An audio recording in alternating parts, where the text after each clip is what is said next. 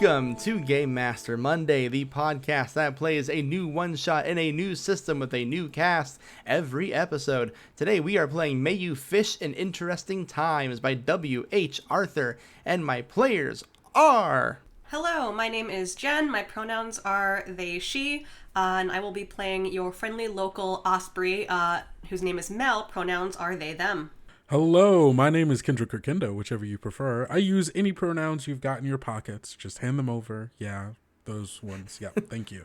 And today I will be playing Jett Nightline, the Night Herron. What a sick name. Who uses he, they pronouns. Hello, my name is Bluu. My pronouns are they, them. I'm playing Khrie today, the Rebel Fisher. Cute little blorbo. Hi everyone, I'm Rachel. I am playing Pip the Cormorant. My pronouns, by the way, are she, her, but Pip is he, him. And I'm Grant. Normally I'm your game master, but today I am playing Piston Fisher, who is a pelican. Let me tell you about May You Fish in Interesting Times. This is a GM-less game about former members of a failed rebellion getting together one more time to fish and reminisce. We're also all birds. Anthropomorphic fingered birds. Everyone's giving me a really disappointing look for that description. To play this game, all you need is a deck of cards and your imagination. We're going to be pulling cards throughout the course of this game. Each of our birds has a favorite suit in that deck of cards. Our objective here is to draw or obtain 3 cards at least within our favorite suit, which will then allow us to fish in these interesting times. Every time we pull a card, we will then answer a prompt on our character type's playbook page. We will do this until something happens. Ooh. It's going to be fine, I'm sure. Yeah. I just want it noted, I have been a burb this entire time. Yeah, Jen never stopped. That's true. Yep. With all of that out of the way, are you all excited? Yeah! Oh, yeah. Let's fucking go. Let's fucking go. Indeed, let's begin the adventure. The 5 of us, as we mentioned earlier, are members of a previously failed rebellion. In our bird world, we tried to rise against Emperor Tyrannus, and our efforts were in vain.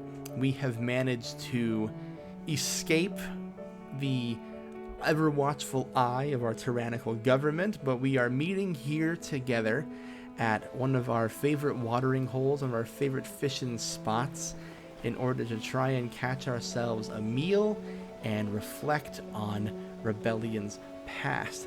During the course of this game, of course, you can reminisce inner monologue style, or you can also invite other people into your scene with you. The choice is up to you.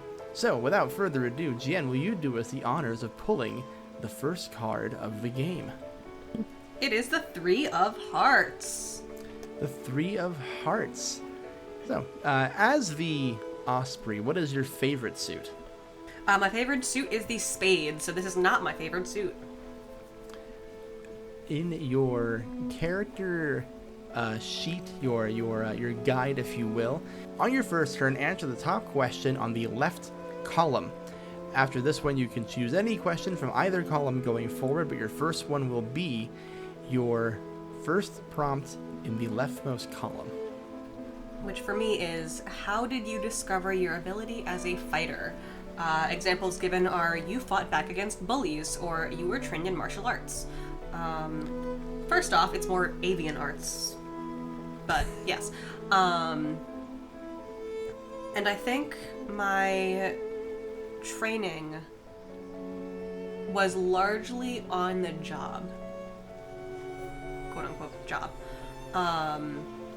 As an Osprey, as a raptor, I was always naturally strong. I just needed to learn how to direct that strength.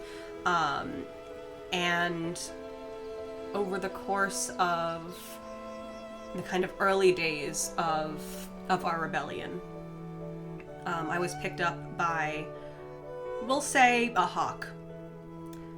that saw the potential, saw the raw power without much direction, without much finesse, and thought, this can be refined, this can be honed. So I was inducted into the rebellion and pretty much given training on the job to rely less on just brute force, brute strength, and learn that I actually do have a mind for strategy. Beautiful, perfect. And that's how we see your character as they stare longingly out into the lake and think about how they got started on this whole thing. We'll go to you next, Kendo. I've got the 10 of spades, which is not my favorite suit, which for the Knight Herron are diamonds. So this spade, not what I'm looking for. But my first question is, how did you discover your skills at engineering? And some examples being, you sought out broken machines and fixed them. You were an honor student at the engineering school. I think for me, as I'm sitting on this lake, like kind of, I think we're probably very early, in the setting up for fishing here. I think I'm thinking about when I was a kid working on my dad's, in my dad's workshop, who I think helped fix things for people, helped fix cars, engines, even small appliances or whatever. And it started out with me just, fetching him tools, asking lots and lots and lots of questions, until eventually he let me start helping and replacing parts. And I didn't just have a skill at it, I loved it. I couldn't get enough of it. I was breaking things to put them back together. I don't know, I always really, really liked working with my hands, and so it was just, it really worked out.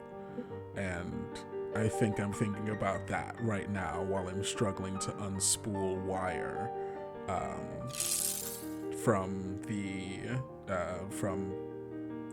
my rod that's just gotten tangled from, so much use. But my hands don't necessarily work the same way that they used to. Perfect. And that's how we meet your fisher. Which brings us to Bluu. You can go ahead and draw your card now. Oh, hey, I got an ace of clubs, which is not my favorite suit. Face cards are my pride and joy. But my first question is, what makes you a good courier? Some examples are, you can outmaneuver other birds, you have a good sense of direction. I kind of like the idea of Khrie having a really bad sense of direction, despite being a very skilled courier. I like the idea of them more so creating their own landmarks to find their way to different places. Maybe that means splattering paint on the top of a tree somewhere, or I don't know, knowing oh, that branch only had 3 leaves the last time I was here, so I remember, you know what I mean? So I'm very neurodivergent in such a way.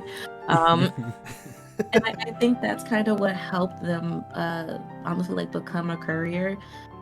Couldn't tell east, north, west from whichever the fuck, but I can absolutely tell you what side of the road that rock that looks like a crescent moon is. I think maybe getting a little seating area set up. They know that we're gonna be eating later, so he's kind of setting up a little fire pit, getting some nice comfy moss covered rocks around, gathering in a little semicircle, and is just trying to make themselves busy. Perfect. 3 birds at the lake, and here comes the 4th. We'll meet yours next, Rachel. Go ahead and pull your card. Ooh, is that a queen of diamonds in mine hand? Incredible. Whoa. Not my favorite suit. As the Cormorant, my favorite suit is the clubs. What makes you well adapted to avian society? Well, let me tell you.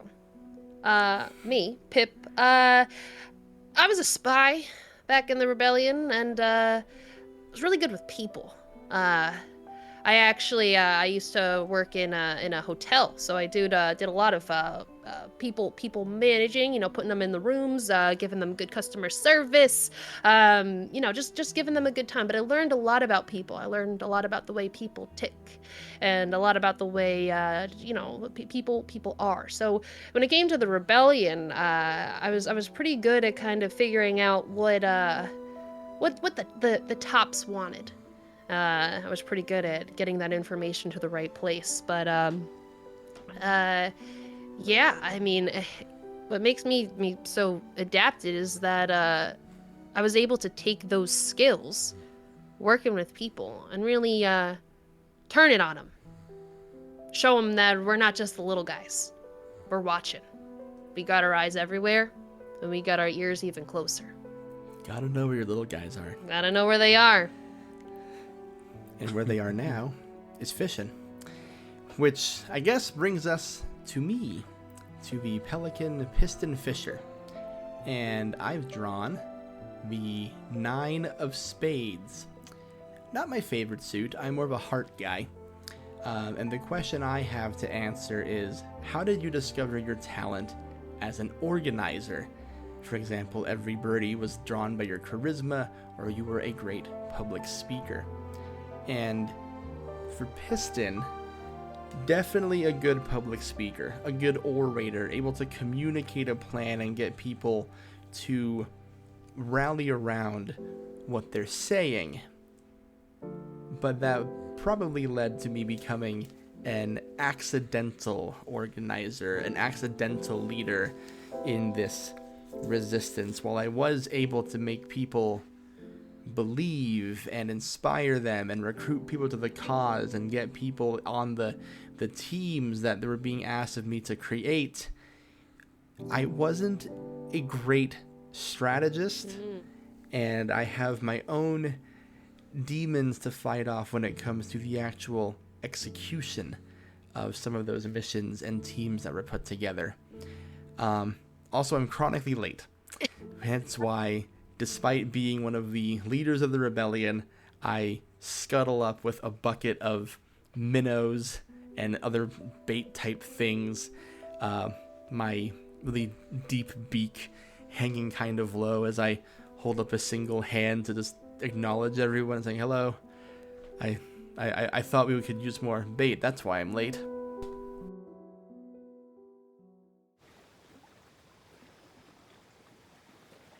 Now that we've established our birds and the 5 of us are at the fishing hole, we can now have our conversations in 2 parts. We will enter the prompt in our playbook, and you now have the option to have a chat with your fellow fishers. That can be all of us, one of us, some of us, your preference, based on your answer. Some playbooks prompts feature mechanics to change, trade, or remove cards, and you can use this to your advantage in order to get more fish. So, Jien, we come back to you in the initiative order. You may now pull your card and select any prompt from either column.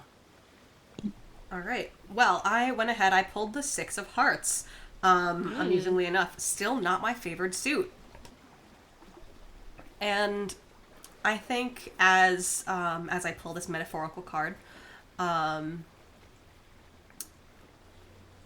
Mel's sharp, beady little eyes scoot to focus on Piston Fisher.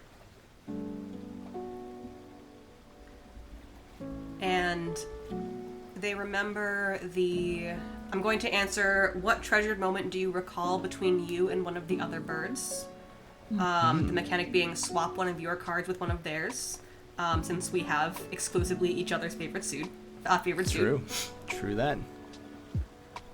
So, as I'm kind of looking at Piston Fisher, just kind of rocking up with their bait, and I'm just kind of thinking about, we have a very long and sometimes complicated history between my initial hot-headedness and Piston's general need to kind of think about the big picture. We clashed a little bit at first, of course, as birds with authority problems and birds of authority sometimes do. But then there was the mission that we had led that I had been very, very set on a certain course of action. Of course, it was hot-headed. Of course, Piston Fisher shut it down, said no, that's not the best way to approach it. Very reluctantly, I kind of agreed to do things their way. And when it worked, I was so mad about it. But watching the plan go off the way that it did,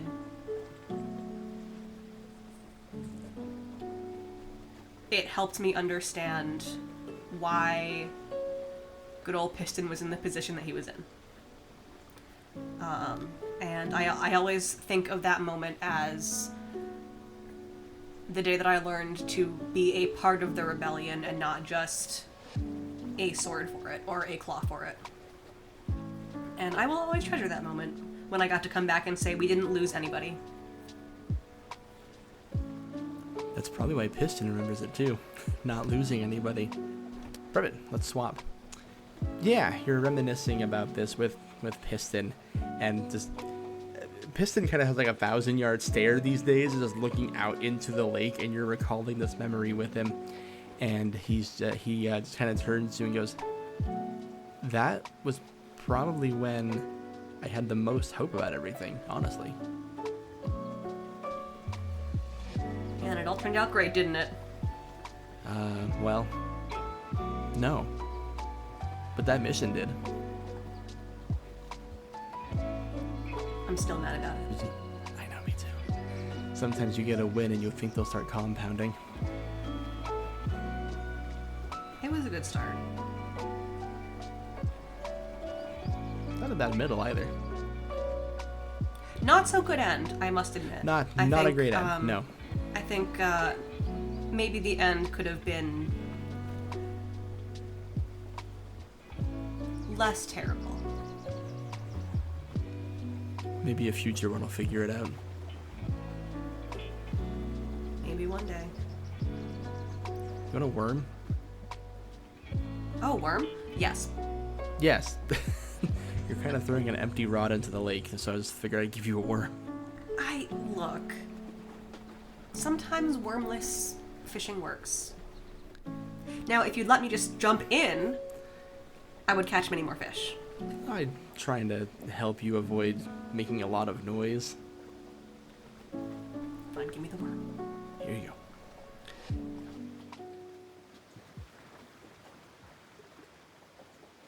Kendo, you're up. All right. 7 of Hearts. Once more, a card I do not need. Let's see. Ooh, okay. I'm gonna go with, what secret did you keep from one of the other birds for their own good? Ooh. And I'm going to say this is a secret that I kept from... I think that this is a secret that I kept from Khrie. I think with you being a courier but also having like a bad sense of direction, I feel like there was maybe like a lot of wear and tear on like the vehicle, whatever vehicle that is in this world.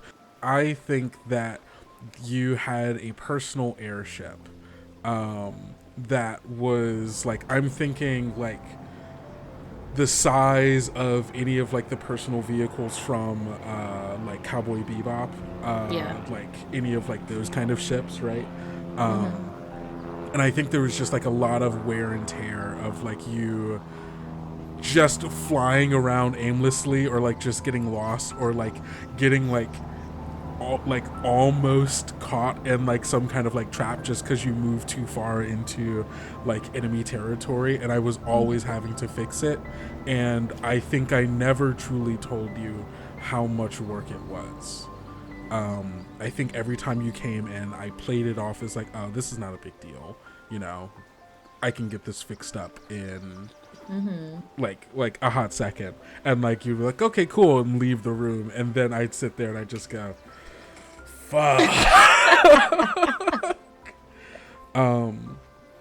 And I think Jett is thinking of that as I come over to you, and I like my head is down, and I'm kind of holding the rod in such a way that it's like partially obscured from you. And I just kind of come up and I go, hey, look, I'm sorry to ask, could you, and I hold up the rod, and the wires are, it's just like it's so fucked. It's so tangled. I can't. And just like, would you mind? I can't quite. Of course, buddy. Give it here. And Khrie immediately like takes it off of your hands, plops down and like crisscross applesauce style, and starts to untangle it. And Khrie has no idea what the fuck they're doing. Probably making it worse by several times. There are definitely like a couple of new knots in it that weren't there before.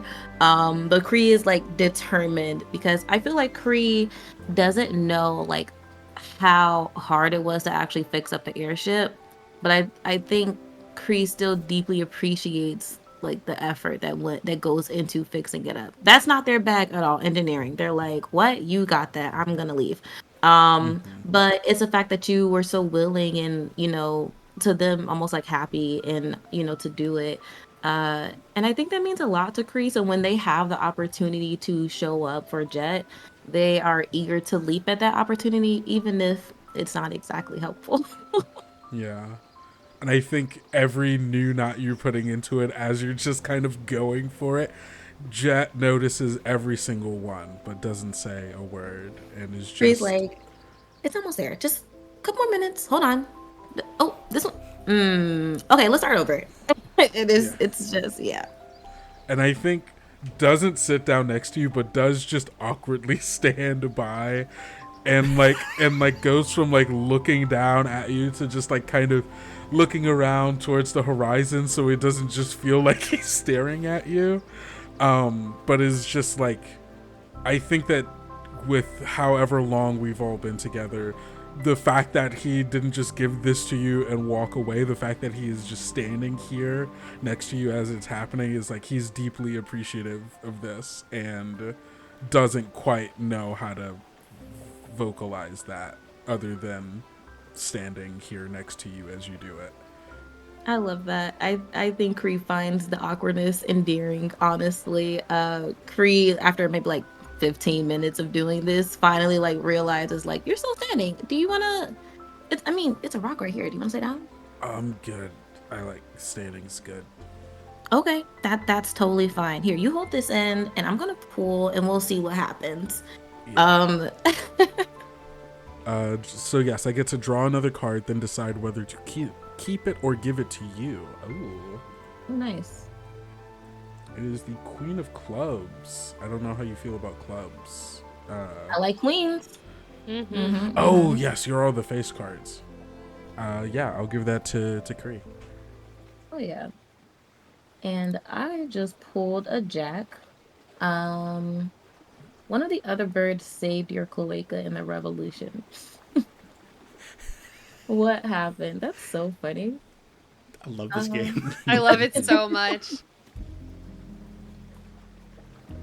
Okay, I like the idea of Pip being the bird for this. I feel like Pip may have definitely been like, what are the individuals called who like get the lay of the land before like groups go in Scout? and such? Like Scout Yeah, Recon, yeah. Yeah. Definitely I feel behind like Pip was, enemy like, lines, yeah. 100%. I think maybe Pip was like engaging in some of that, and Khrie was going in the complete wrong direction, as Khrie often is. And Pip called them over the comms on their airship and was very much like, "Where the hell are you going?" Because Khrie was going somewhere that was incredibly dangerous, completely alone. They would have been yoked up immediately. And I think Khrie often thinks about that because what happened after in that area, I don't know. Maybe the enemy team ended up moving into the area faster than we expected. Like Khrie thought they would be like moving, over the next couple of days, but they moved in the next hour. And I think Khrie is sort of having finished finally untangling this rod for Jett. And I think they've already set up the area where everybody's gonna sit at. And they just recall that moment for a second, look over at Pip. What do you think Pip will be doing right now? Yeah, I think Pip, I feel like for as much as Pip is kind of like a people person talker, they kind of like are keeping to themselves a little bit. So maybe they're off to the side, like fixing their own fly. I think that they're a little bit more meticulous. So like the flies are like a little bit more like detailed, and you kind of have to like get your fingers involved with that. So I think they're just kind of off to the side, tying their fly and putting them on their fishing rod. I think Khrie walks over, kind of looks over Pip's shoulders and see like the intricate work that Pip is doing. Just says, how do you do that? You're so, I don't know. You're just, and they like kind of motion with their fingers, various like hand movements, and they don't really mean anything. They just don't have the language to explain how capable Pip is. I think they have always seen Pip as very capable. Yeah, well, I've always been good with a puzzle, and I think that's why I was doing what I was doing, because I really like the puzzles of working with people. But yeah, no, I mean it's a little bit more intricate, but I think it's fun to figure out. Really cool. Can you show me how? Oh, absolutely. Yeah, no, if you want to, for sure, I'd absolutely love to. And I think Pip pulls out their fishing box or tackle box and pulls out another one, and if you offer your rod, we'll begin to apply it to your rod as well and kind of give you the rundown. Rachel does not know the intricacies, but Pip sure does, and is very detailed in explaining how it all works. I think it goes through one ear out the other for Khrie, but they are still very much present in the moment and is listening intently. And even though they don't fully like get it, it's not sitting with them, they are just taking the moment for what it is and it's enjoying this moment of kind of sitting back, not always on a go, and truly like just being grounded and living in the present. Yeah, I think Pip is also definitely like not quite getting that you're not catching on and just explaining it like really fast, but not like super fast, but like isn't quite giving like the full breakdown, but giving like, yeah, and then you do this and this and like and just not quite getting that you're not following, but is just really excited to have someone to share this with. Yeah, Pips is very much like autism going on about your favorite topic, and your friend is just listening very pleasantly, like they're just happy to be here. Yeah. I'm gonna give you my club. Thank you kindly. I will draw my card. Did he? Oh, I got a Joker. Ooh. The Joker. In this game, Jokers are wild, so that can count for whatever you want it to count as. Ooh. Oh, that's exciting. I love that. So I think actually, I know we were kind of like, ooh, like, questions on top of questions, the same question, but I'm going to do exactly that. One of the other birds saved your cloaca in the revolution. What happened? And I think it's actually kind of perfect because as we're sitting there and as I have finished tying up your rod, Pip looks up at you, Khrie, and says, "You know, there was one time that you really saved my cloaca out there, and I really appreciated you being there. It was that time when I was behind enemy lines and I was properly undercover, and you came in on a scene. We were having some pretty intense discussions where they were basically going to call me out, and they were about to kill me. But you and your team busted in, and I remember you looked me dead in the eyes, and I could see that little twinkle of recognition. And as the conversation persisted, you came in and you punched me right across the beak. As if I was the most evil person in that room. And that made them second guess what they were thinking. And then, of course, we did our little tussle, and my quote-unquote side got out of it, but if you hadn't done that, well, I would have been done for. I think Khrie is a little shocked to hear that. I think Khrie views everybody on the team as extremely capable but themselves. Very much like I may be the comedic relief of the group kind of vibe. I think that's how they view themselves. So hearing that, you see like this look of surprise on Khrie's face. Their violet, like blue, purple feathers kind of puff up a little bit, and Khrie blinks, and they're like, "Seriously?" Oh yeah. I didn't. Oh, absolutely. I mean, again, it's hard to tell when you're on the outside coming in, knowing what the conversations were about. But yeah, I was a goner within minutes, and I know you're not usually on the front lines like that, but that was well timed, and I've always been thankful to you about that. Hey, no problem. I mean, you've saved my tail so many times, I genuinely can't even count. I'm happy to have been able to show up somehow. Oh, for sure. I mean, I know the revolution didn't exactly go the way that we wanted it to, but yeah, bad ending for sure. We made a good team, and I think that's the most important thing to come out of that, is that we all worked together, and we made it out the other side. That we did. A little bumped and bruised, and Khrie like flips up their eye patch and winks. Mm-hmm. But better than anything, right? Better than anything. And yeah, with that, I do have my Queen of Diamonds here that I would love to pass on to you. Nice. Perfect. It'll loop back around to old Piston Fisher. I'm gonna pull my card here. I got a heart card. Hey! The 9 of Hearts. Beautiful.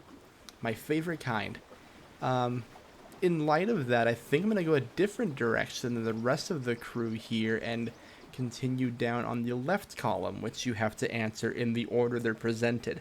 So I'll just answer question number 2, which is, what incited you to use your skill for the revolution? And I think for Piston, I think I was an armchair rebel for a long time.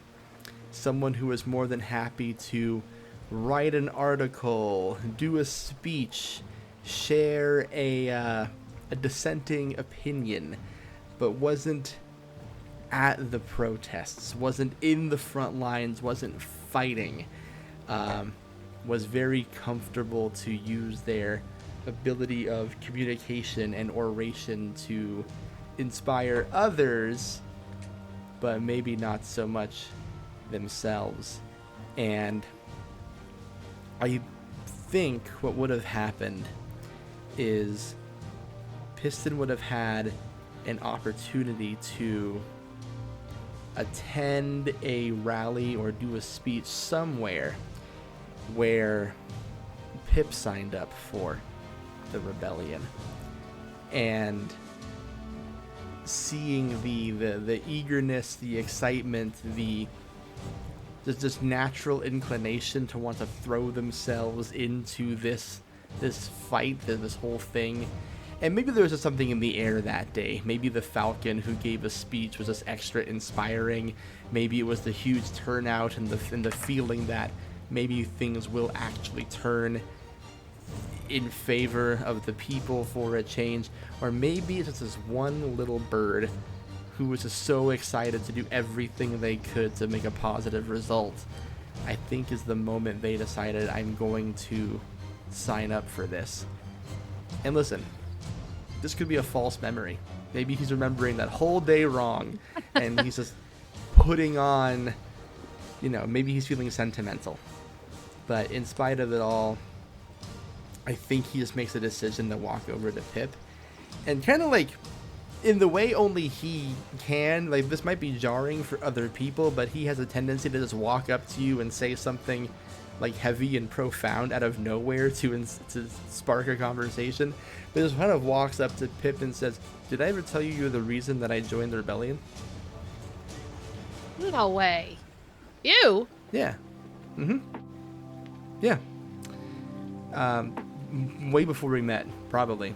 But do you remember the rally at Crest City? Yeah. There were a lot of speakers that day. I believe it's where you signed up. Oh, yeah. No, absolutely. That was the day. Absolutely. I thought so too. Felt important, right? Felt like we could actually do this thing if enough people were behind us, right? Mm-hmm. But a lot of people is one thing. Pip, seeing someone with your fervor is what makes it feel real, I thought. So knowing that you were going to do whatever you could to make the rebellion work, I don't know, sometimes that's the straw, right?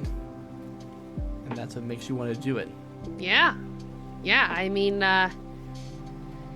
you don't know the answer unless you try. If you don't try, the answer will always be no.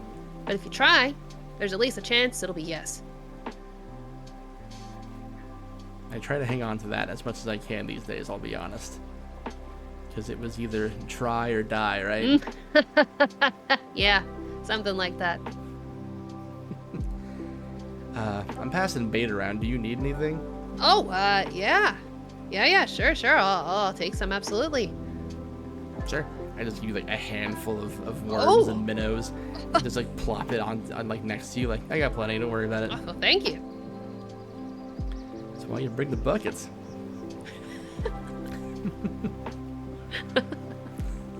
Whatever that means. It means you got the buckets. That's what that means. You got the buckets. Piston's Got the always buckets. going around saying that's where you bring the buckets, but That's why you. he's the only one Flashback to a bringing war the room. bucket. There's a flashback scene. It's me giving a speech in a war room, trying to like point at different areas on a map. And that's why you bring the buckets. That was always your phrase. It was always your phrase, Piston. Well, listen. When you're right, you're right. Gotta have the buckets. Gotta have them. You're right. You know, I carry that saying with me sometimes too. No, you don't. Oh, absolutely. You know what? It hardly means anything. That's what made it so funny, because I was behind the enemy lines there, so sometimes I'd just like throw it around just to make them say some crazy stuff. They didn't know what they were saying, but I said it, and I was really confident about it, and I knew they were saying nothing. That's half the game, honestly, Pip, and you picked up on it pretty quick. Yeah, absolutely. As Piston is worming his way into everyone's hearts. Get it? Worming? Because you're giving out worms. The card's up. gonna kill me. Alright, I'm gonna go ahead. I'm gonna draw a card. That'll be a 7 of clubs. Jett. Yes. Do you remember the time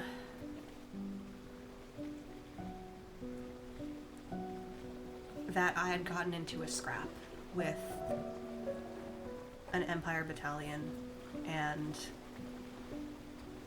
essentially had to be dragged off the battlefield, half dead? And all I needed was to wake up and know that my weapon, battered and broken as it had been, was still in one piece and still as I had left it.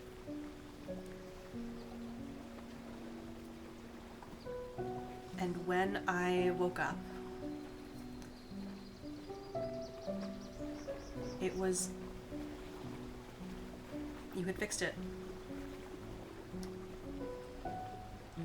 And in the process, you had remade it. You knew there were no resources to spare. You knew we couldn't try and repair something that was beyond repair, but you had essentially destroyed my first weapon, my first memory of my first fight. And as one of the questions says, caused me great distress.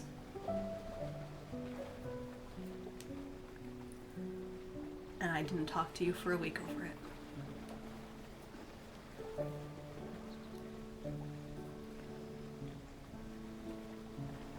Why did you let me hate you? It was better if you hated me than yourself. Even if it was my fault. You still let me hate you, and you still carried that blame.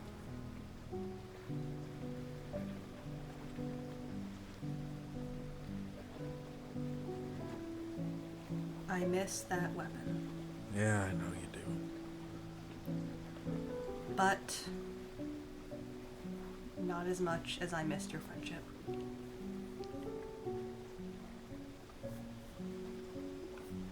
And I don't think I ever told you, but I forgive you.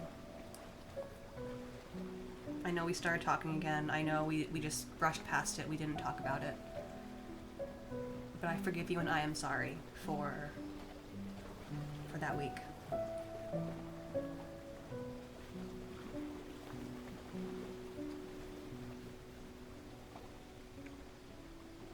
I'm sorry too.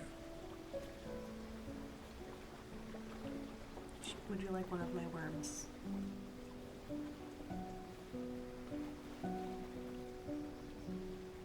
Thanks.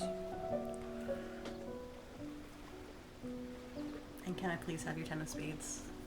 Yeah, take it. It's not my favorite card, so go ahead and take it. And I think I'll just kind of like scoot a little bit closer, and we'll just fish for a while in silent companionship. And I will help untangle the rest of your line. Thank you. That's why I have no cards. Just, I haven't been able to start fishing yet. Sitting here untangling the wire. Like, one second. Don't worry, guys. I'll be right out there.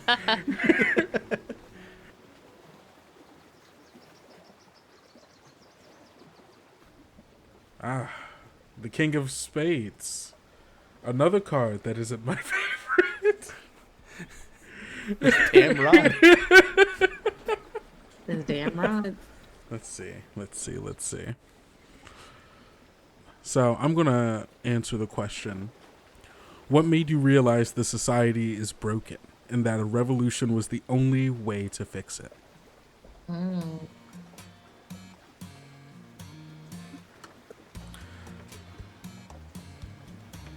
My dad was a rebel. He didn't tell me that at first, or really, he never had to tell me. I found out. He was doing jobs on the low for the rebellion. He was their engineer. Things got broken, weapons, equipment, vehicles, they would take it to him, and they would pay him under the table so that it didn't get documented.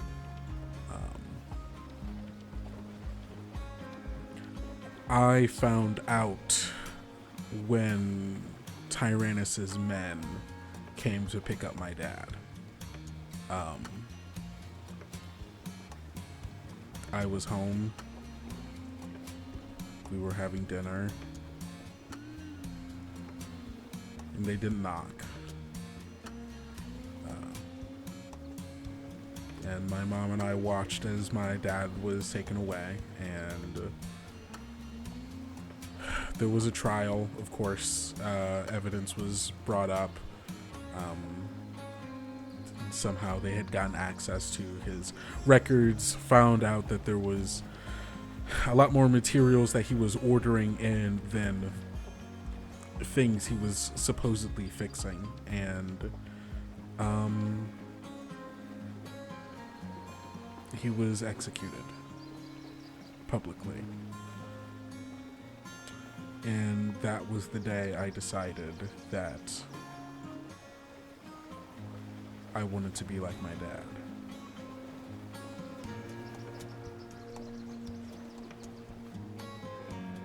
And the shame of it is, or I guess some would say a blessing, but I think it's what I am lingering on here as I've struggled to get my line prepared and am only now starting to cast, and watching as everybody else is talking, reminiscing about old times, is that at least he had the dignity to die during the war.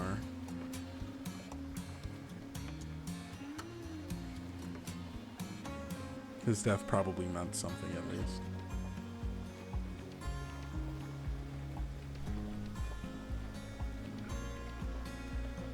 That's why you were always such a hard ass about resources. Isn't it? Well, You had to be careful of what we had. we don't have the same kind of resources that he does. We gotta use what we've got. You know. That's why we got the buckets. Always within the damn buckets. That's why we got the buckets. Did someone mention buckets? Do you need something? No! Okay. I have the buckets. I know!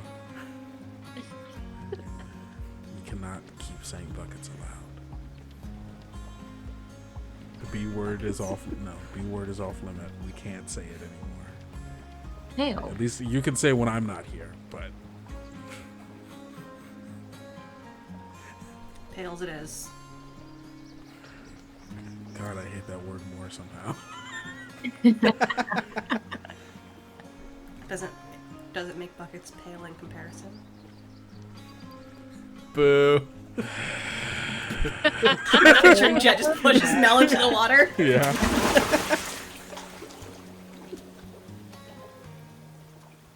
Bluu, since your character has 3 face cards, you will still continue to draw as you would normally and have your conversation, at the end of which you'll be able to cash in your cards if you like and roll on the fishing table. Okay, cool. Okay, got the 7 of diamonds. Diamonds. What? Did somebody say diamonds? We struck diamonds. I like the question. A message from the stars led you to join the revolution. What was it? I think Khrie was debating on joining the revolution for a while. I think it took them a while to find that nerve, that sort of backbone, to take that dive, to open that door.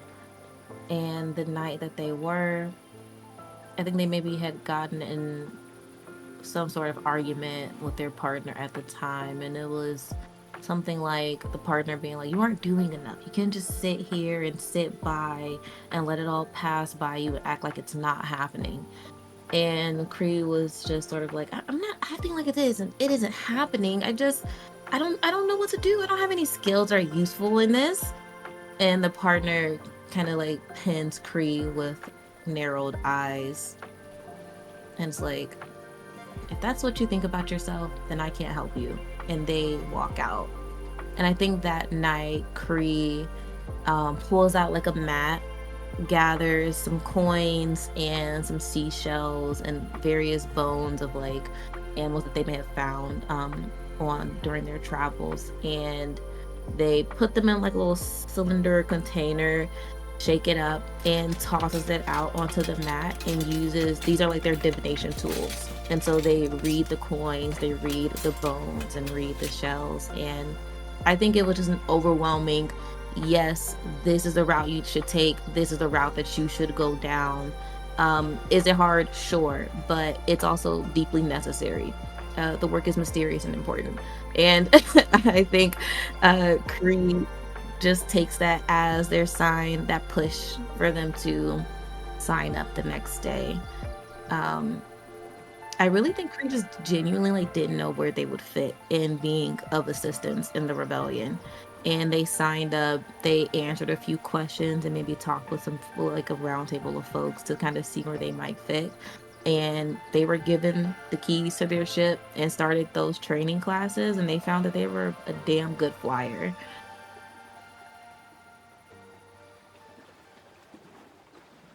So to fish, you'll roll a d6 and you'll refer to the fishing table. I rolled a 4. Ooh. A 4. You get a big fish, which gives our team 3 food for the fishing trip so far. I think Khrie was sitting next to Pip. They honestly probably weren't even paying that much attention to their line. They probably like set it up in some little quick like contraption to like be angled like against a rock while they were sitting next to it, and then just keeping an eye on the line. And it's absolutely talking like the group's ears off about probably nothing, honestly. And we see the line begin to tighten and kind of swerve in the water. And Khrie's like, oh, what does that mean? Does this mean I should pull? Do I start? Reel it in! Do I do? Reel it Yeah, in! pull. Okay, pull. all right, do the thing. And they start reeling it in as fast as they can. I like the idea, and let me know if anybody would want to like jump in on this, but I like the idea of Khrie trying to pull this in, but Khrie is a purple martin bird and they're quite small, and so they are getting pulled by the catfish, I think. I got you. I love that. Mel and Khrie begin to reel this big ass blue catfish, and Mel's gonna hold the rod steady while Khrie reels. I love that. Yes. Teamwork makes the dream work, y'all. Yeah. Friendship is magic. Yeah, they pull this giant catfish out of the water, and it has these beautiful blue scales that are like shining in the light, and Khrie's eyes turn to straight up sparkles at having caught, I think maybe like their first fish ever. I don't think Khrie has ever gone fishing before. Honestly, not a survival babe at all. And so they're very ecstatic, and they pull it out the water with Mel, and immediately goes to the end of the line to like heft it up with 2 hands. And it's like, all right, who can beat this? Let's see. Come on, let's make it happen now. The game is beginning. Oh, it's a challenge All now. right. Okay. Stretch your wings. Oh, have we started? Have we started fishing already? Okay. How's it going, everybody? It's me, your Game Master Grant, and I'm here to tell you about some podcasts and events that are coming soon to eyes and ears near you.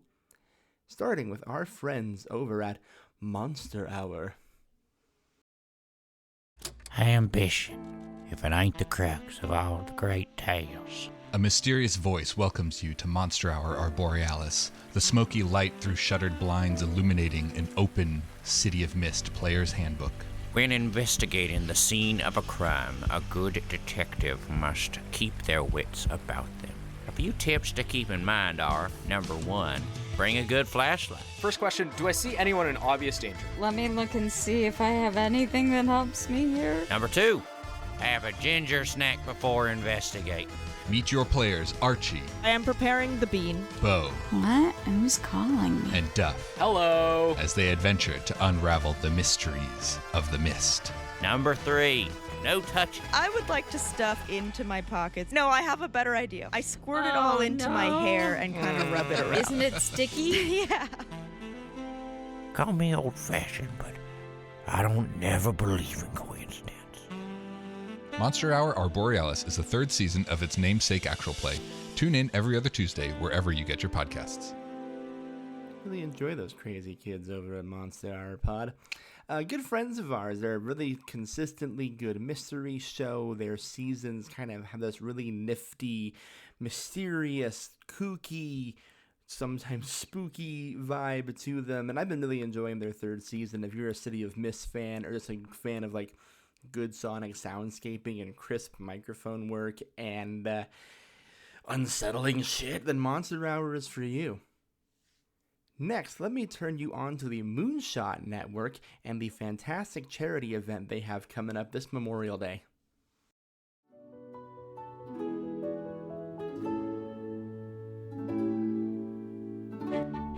The Moonshot Network is excited to announce our Memorial Day weekend charity stream, the Moonaissance Fair. This May 23rd through May 25th, the Jokers and Jesters on the Moonshot Network will be streaming to fundraise for Advocates for Trans Equality, a nonprofit fighting for the legal and political rights of transgender people in America. We'll have a Balatro tournament, a table read of Shrek 2, some returning favorites of streams past, and new blocks, like the chance to attack and dethrone the podcast king. The Moonaissance Fair, a good time for a good cause, starting May 23rd at twitch.tv/moonshotnetwork or moonshot.mov.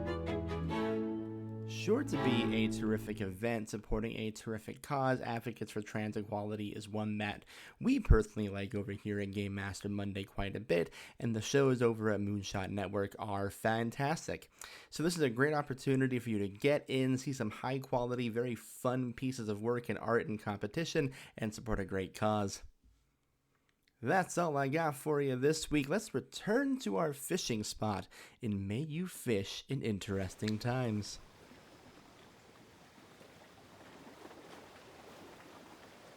Pip, tend to rise to the occasion. All right. Yeah, let's pull a card and see what we get. All right. I pulled a 5 of diamonds. And I am also going to jump over to the left column. What caused you to see through the facade of society and become a spy for the rebellion? I think the conversation with Piston really had Pip thinking. And I think it goes back to when I said Pip used to work in a hotel. I think Pip's family still owns the hotel, but they don't work in it so much anymore because back before the revolution, again, he was listening to all the conversations of the people, and the thing that made him see through the facade of society was that people kind of became complacent around him. Just kind of the normies, the ongoers kind of slowly became okay with the problems of society and kind of laid down to things. And Pip didn't like that. Pip thought that the beauty of society is that it's conversational, that when there's problems, people have their opinions and they rise up to speak to them.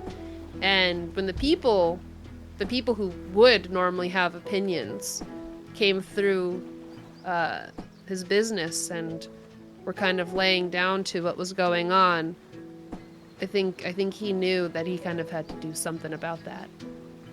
And he stepped up, went to the rallies, met Piston at that last one, and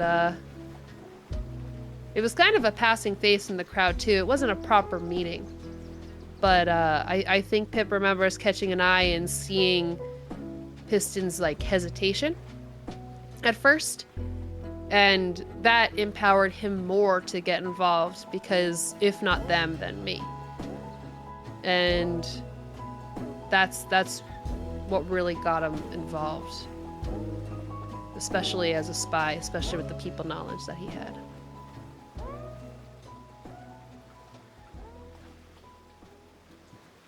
Okay, I have drawn the King of Clubs. Ooh. And I'm going to come up to Khrie, actually. So Piston, typically pretty charismatic, typically very confident and sure of himself. You know, the revolution kind of changed him a little bit there, so he's, been kind of wearing a Piston mask, if you will, during this fishing trip, pretending at his usual confidence. And, I've been walking around passing out the bait, and I come up to Khrie, and I just tell them, there are birds that seemed like they were made to be part of the rebellion, and then there are birds where the rebellion made them part of it. I always felt you were kind of the former, and I was kind of the latter. What? No way. I always felt like that was reversed. You took to what we did so effortlessly and quickly. I know that it was hard for you to always know where you were going, but you always got there. Some of us who knew where we were going couldn't even get there. Wow. Khrie hearing that.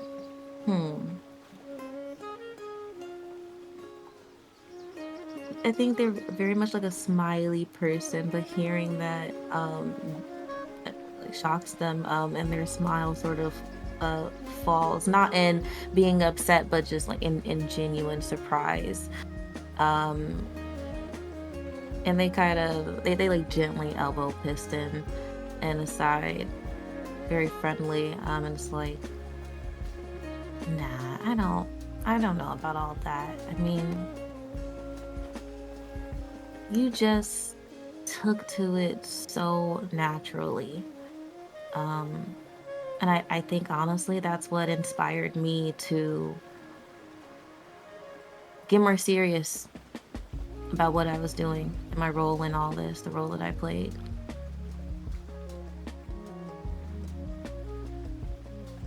I appreciate you saying so.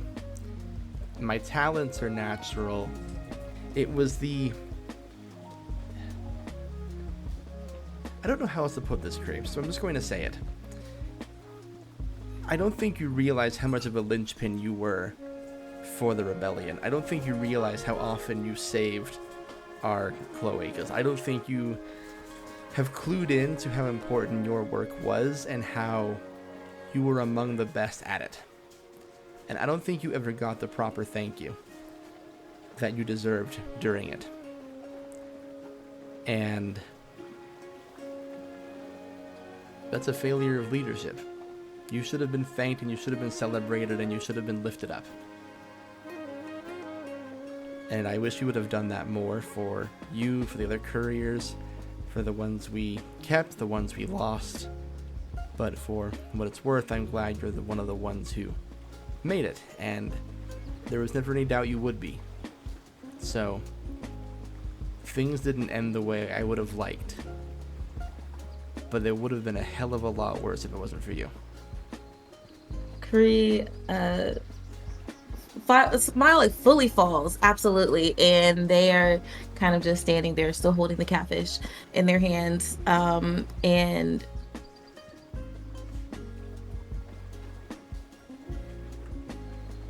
I think like opens their beak like several times to say something, but can only just say, thank you for saying that. Thank you for saying that. I didn't Yeah. I mean, it didn't end well, and I don't think there's any time like the present to still give that thanks and that appreciation, especially for the ones we lost. I'm glad to have the opportunity to do it. I know fishing is not your thing, so thanks for coming out anyway. I will admit it was a harebrained idea. But hey, look at you, your first fish ever, and you, like, effortless. See, a natural. Gotta trust yourself more. I do. You're right about that, and I recognize that.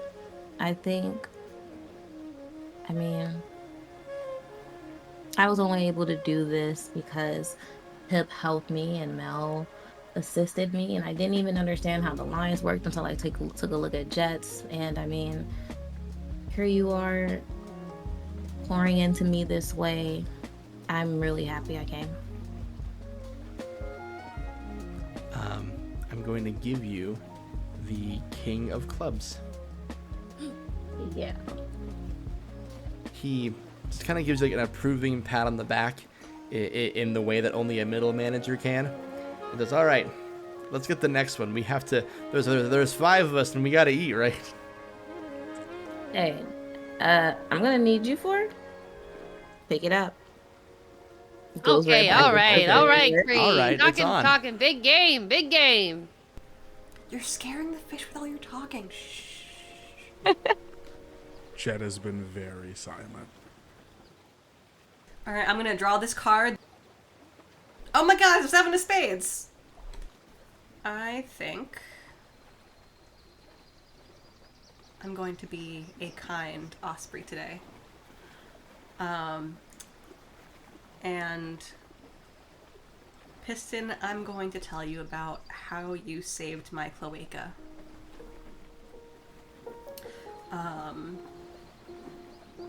And honestly,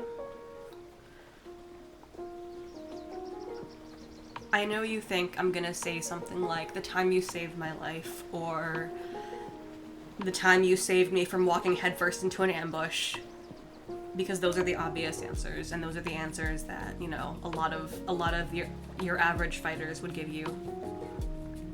But the honest answer is that you gave me a purpose.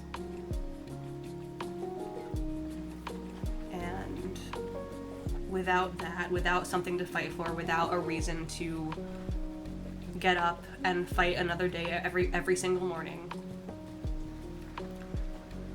your stupid motivational speeches every damn day before every damn mission, coming out of that big ass beak of yours, I grumbled about them and I complained about them. I told you shut the hell up, but they worked. And again, I'm still mad about it.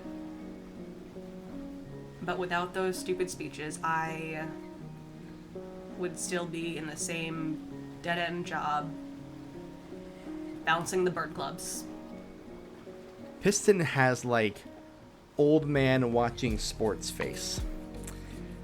Very like kind of nodding his head, staring at what looks like nothing, kind of sitting with his knees up and the rod kind of like clasped near his waist. And you can't tell if he's listening or not, but eventually he does turn around and just goes, I'm sorry. I didn't mean to make a failed rebellion your purpose, but I'm glad you were here for it.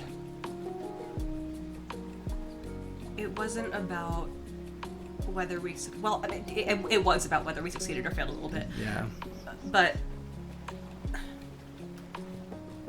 what I mean is that the impact that you had wasn't just the impact on the rebellion or the impact of the rebellion on the world. It was also the impact on us as people. And I think, failed rebellion or not, that counts for something. I hope so. Saying you're welcome feels weird, I won't lie to you. Just because of how everything turned out, but... Just give me a worm. I can give you a worm. Did you run out of worms already? Don't worry about it. Were you eating the worm? No, and as you hear that, you just see kind of like, their head kind of like jerk up a little bit, and like the corner of a worm just like disappears into their mouth. Uh-huh. I see. I need my protein.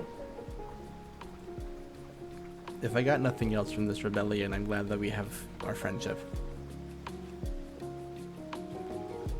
Here's a handful of worms. Thank you. I proceed to gulp down half of them. Oh my god. It's okay, you got the bucket. I haven't caught anything yet. And as I'm kind of like gulping down the handful of worms, I almost miss my line start to pull. Because I actually have 3 cards of a suit. Hey! You sure do. Go ahead and roll a d6. That's a 3. A small fry. So I catch a small fry.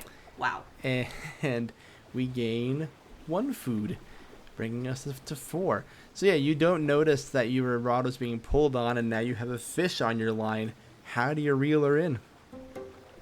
I think it takes me a second because you have to actually point out, like, dude, Mel, you got, and I was like, oh shit, and I just like grab it, and it's a small fish. I get a little bit too excited. I actually yank up very hard on my rod, and this poor little bluegill just goes flying over the boat, and I have to reel it in again. Eventually, I am left with just holding up in one hand just this rather disappointing fish. I kind of look at mine. I look at Khrie's. Hey, I mean, it's hey, food. Look at me. All victories are good victories. Size does matter here. Maybe a little bit. Size only matters in how much we are able to enjoy here today, but wouldn't you rather have something small than nothing at all? I believe that's the attitude we're talking about. Yeah, that's fair, alright. And I will dump this little bluegill into our fish bucket. Bucket! And that's why you have the bucket.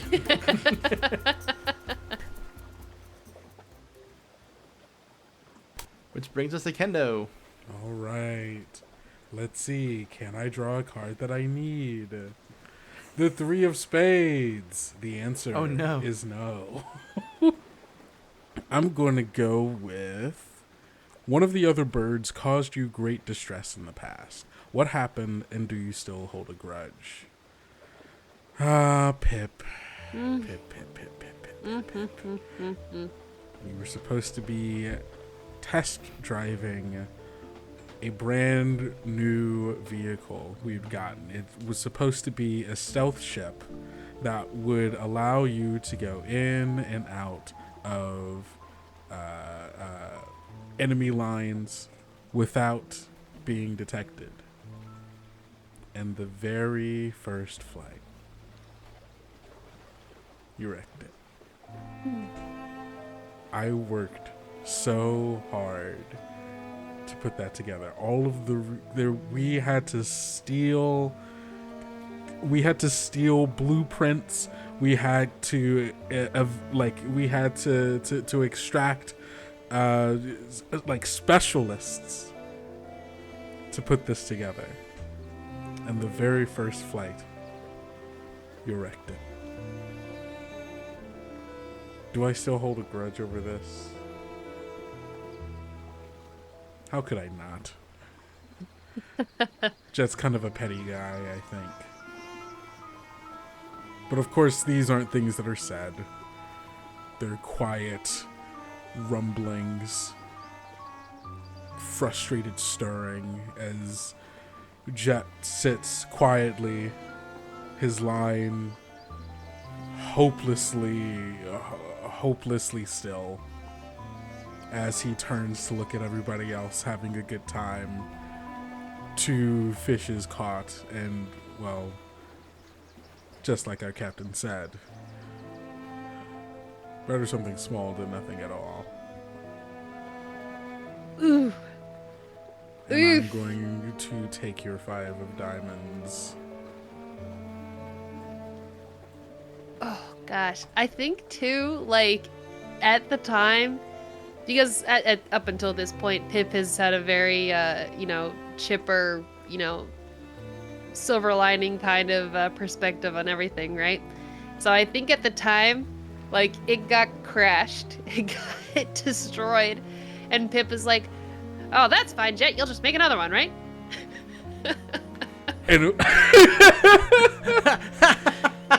I think in that moment, if we're like the camera's looking at that scene, it's like my hand slowly reaching for a wrench, and like having to second guess. No, I cannot beat him over the head. like there's just so much rage and anger, but none of it gets let out. Mm-hmm.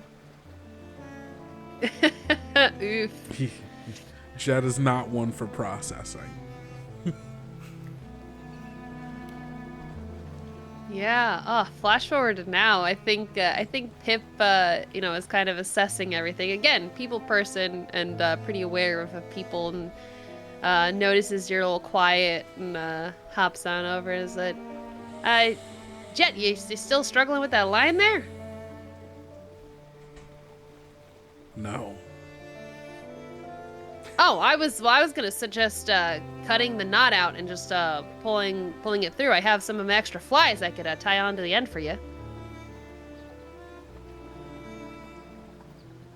I think I'm good, but I appreciate it. Of course. Yeah, we're all a team here. We're all helping each other out. But if you need something, you let me know, all right? Yeah. Thanks, Pip. Anytime, buddy.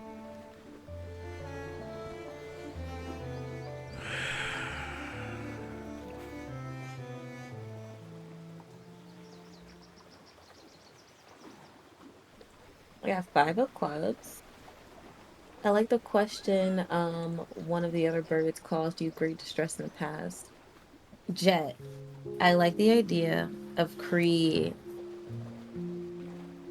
maybe having spent like 2 weeks straight like at base. They didn't have many odd like jobs of like flying around and delivering things, so they got to kind of see everybody in their natural element, so to speak. And they'd often come by to sit up in the workshop that the engineers worked in, and they would come in the morning, see Jett working, come in super duper late at night, still see Jett working. And they'd even ask the other engineers, like, "Did you see Jett like take a break?" And they're like, "No, Jett is always here." And Khree's like, "Huh," and kept like kind of peeking in and checking on Jett very quietly, like through the windows, or maybe even Jett was like so into their work at the time that he didn't even see like Khrie kind of by the doorway, or just quietly taking in what Jett was doing. But what distressed them was seeing that Jett wasn't taking care of himself. And I think in this moment, Khrie kind of clocks a sort of silent storm, very like quiet storm within Jett, and will plop down next to Jett, put their elbows on their knees and cradle their face, and will say, isn't it difficult fishing, holding things in?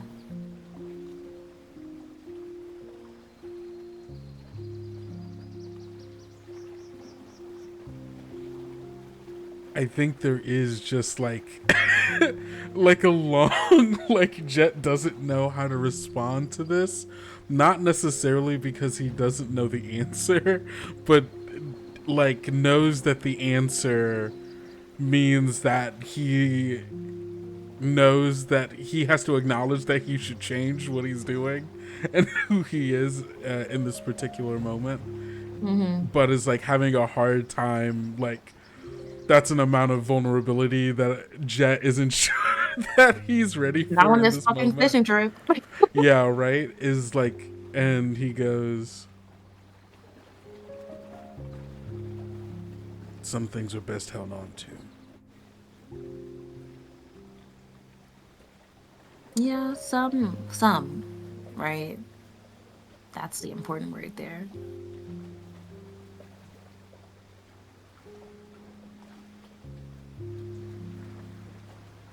Is this like is there a specific thing I should be letting go of? Is it?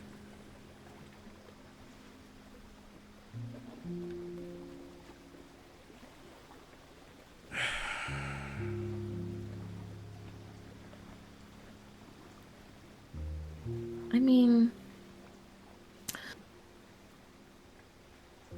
there's not a specific thing. I mean, unless something comes to mind, then hey, by all means. But you can be open with us. I'd like to think. I hope we've made a space in which you could be, you feel comfortable to be.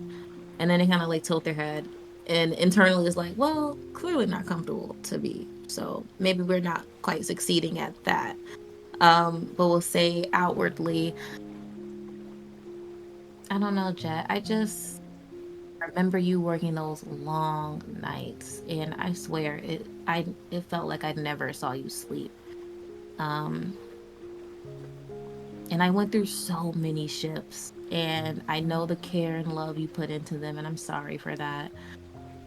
I know it's hard, but I mean, it's okay to be frustrated about it and tell me that, or even happy about whatever and tell me that. I just I'd just like you to know that I'm here for you. Thanks.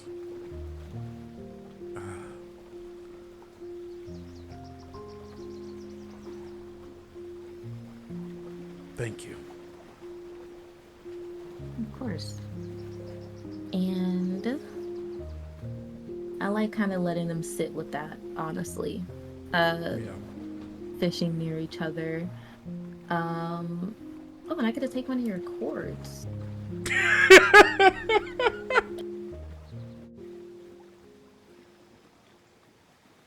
Yeah, so I have pulled a Jack of Diamonds. The cards are all pushing us to Kendo. I'm gonna do something interesting, I think. What secret did you keep from one of the other birds for their own good? Which in turn will allow me to draw another card and then decide whether to keep it or give it to them. Mel. So, when I was behind enemy lines, I saw a lot. And that was where I, got the information for our side. But I did know that you had a very close relationship to someone. You can kind of decide the relationship, what it was, but it was someone who was very close to you that you often talked to about when we were on our base together. And at one point, while I was doing recon, I saw your friend. Well, you had believed that they hadn't joined the rebellion. In fact, you didn't think that they were part of the war at all. But what you didn't know is that they were actually working for the Empire. and the letters that you wrote to each other. They were collecting information from you for the Empire. And when I found that out, I had to be the guy to stop that. And what you thought was a casualty, an inconvenient casualty of war, it was by mine hand. Because they were too deep. They were too involved with the Empire, and they weren't going to change their heart based on words. And when I did it, I thought about our friendship, and I knew I could never tell you. And as you pull in that last fish and you kind of egg everybody else on, look at me bringing eggs back into it, I think about that. And I think about how much you cared for that person and how I was there to support you when you mourned their loss. And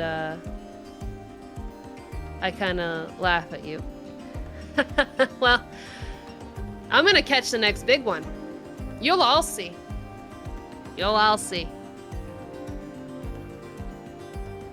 You know, it's been hard times for everyone, but I just want to say that I'm glad that we're all here together.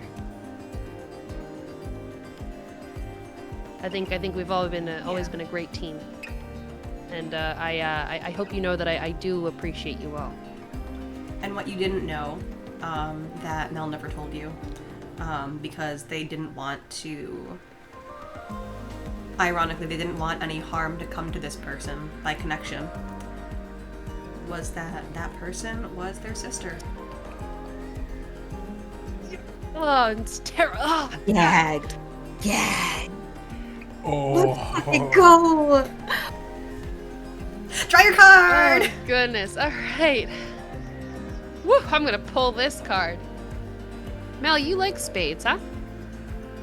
I do like spades. I kept my secret, so in turn, I will give you the spade.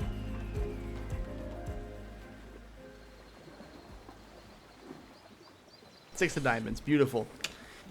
Piston is still making the rounds, making sure everyone has what they need to fish successfully. Some things don't leave you, I guess. And he comes up to Jett. And I wanted to tell you that there have been moments where everything felt impossible, and you were the one who made them feel possible. I know we broke a lot of stuff. I know, I get it. But knowing that you were able to fabricate and give things to us that gave us a fighting shot meant everything. It would be impossible to rally the troops if we didn't show them the cool shit you were building, man.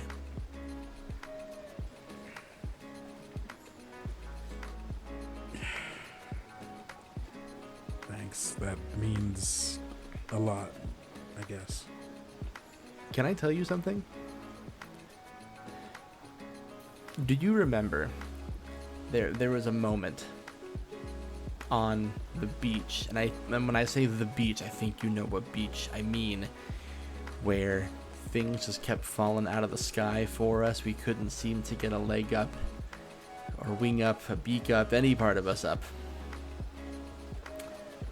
And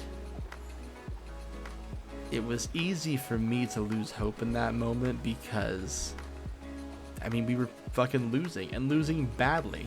A lot of good birds fell out of that sky. And you're not exactly sunshine all the time, but I remember this one because you weren't concerned or worried about the loss. I mean, of course you were. We were all sad to see it happen.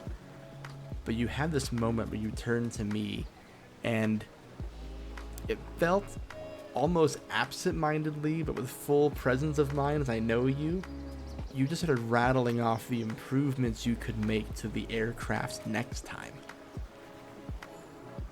And to have that during that moment meant everything to me as a leader, knowing that in spite of that, we weren't going to give up, and that there was still a pathway forward.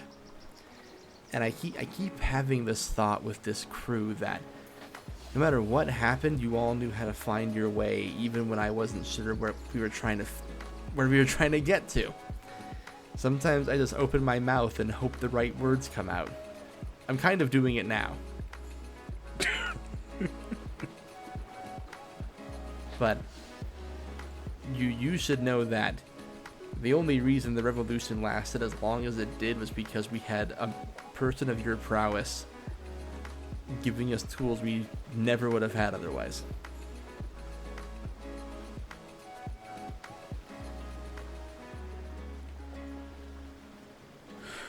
You know, Piston,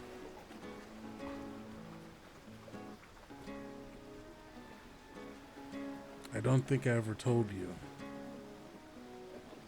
but you're a pretty damn good leader. And yeah, you broke shit. I'm trying. Yeah. We all broke a lot of shit. But it was my job to put it back together, so that's what I did. You kept the team together a lot, you know that, you know? I kept us moving. You kept us together. I guess machines need pilots. And pilots need mechanics. And mechanics need buckets. Do you need any bait? I couldn't help but notice that you have your rod untangled a little here. Maybe we can start reeling something in, You see, he reels in what he has, and he did not put bait onto his rod. Yeah, see, there's your problem. And he, like, kind of, you know, once he, like, pulls it in, reels it in, and says, yeah, I could probably use something. Do you think you would mind putting it on? Anything for you, my friend. Spikes a worm onto your rod and kind of just makes a show of casting out into the lake with you. And I'm going to give you the 6 of diamonds that I have, and I'll take your 7 of hearts. And then I'm going to cash in 3 of my hearts.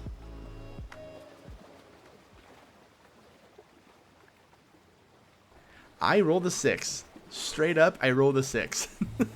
Hey! Huge fish! Hell yeah.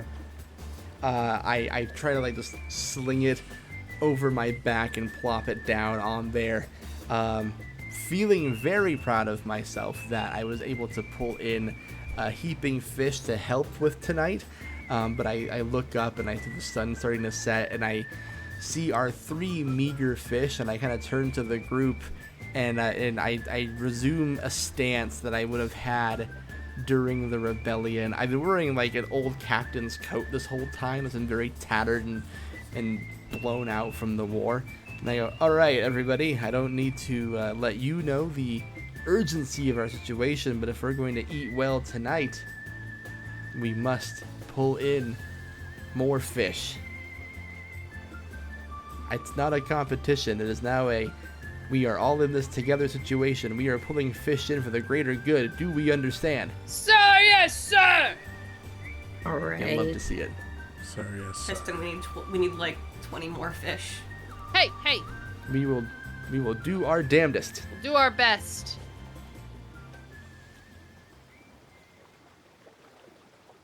Well, I guess it's my turn to pull a card. Yeah. Oh yeah. It's Knave of Clubs. I'm going to quickly answer the second question in my left column, which is what incited you to offer the revolution your strength? And I think it wasn't so much a well thought out decision. It was a situation where I witnessed a protest that turned a little bit ugly, where this young sparrow, so small, so tiny in comparison to Tyrannus's soldiers, stand up to them. And that little bird got smacked down, of course, as little birds tend to do when they face up against those particular forces. And then that little bird got up and kept fighting.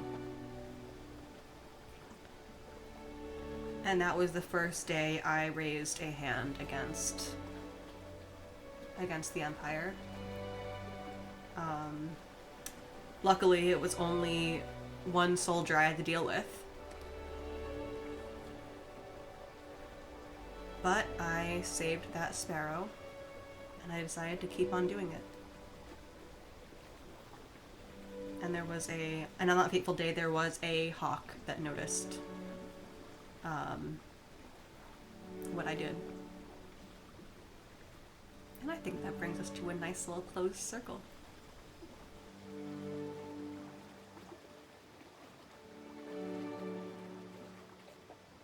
All right. That leaves me. Come on, Queen of Spades. You know, I'm going to assure that we're getting at least maybe one other fish if I roll well. So, what treasured moment do you recall between you and one of the other birds? So, I think this is going to be with Khrie.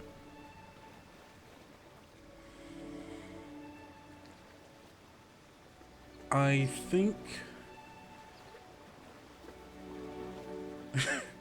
I know what it is. I think there was a day that I was really... It was another all-nighter. And by an all-nighter for Jett means that they've been working 6 shifts nonstop. Which is like 3 days. And I think that it was after a mission that didn't go particularly well. So there were a bunch of ships and a bunch of equipment that needed repairs right before another mission that was supposed to be basically like coming on the tail end of that. And so it was like all hands on deck. I needed to be in the workshop fixing things, and in the heat of all that and the chaos of all that, I think Khrie was delivering a package and shows up like here in the middle of like everything, and I was so frustrated. I was so upset. I'm like, what are you doing? Like, I'm working here. You tried to give me this package, and I look at the package and it's the wrong address. And I laughed the hardest I think anyone has ever seen me laugh. It's just like one of those it's just one of those absurd moments where it's like, of all of the things that could happen, you've interrupted me during the most important, like, every second matters here. And I was just so upset, and it becomes just like hilarity. To like, this is ridiculous. Of course Khrie brought this to me during all of this, and it be the wrong place.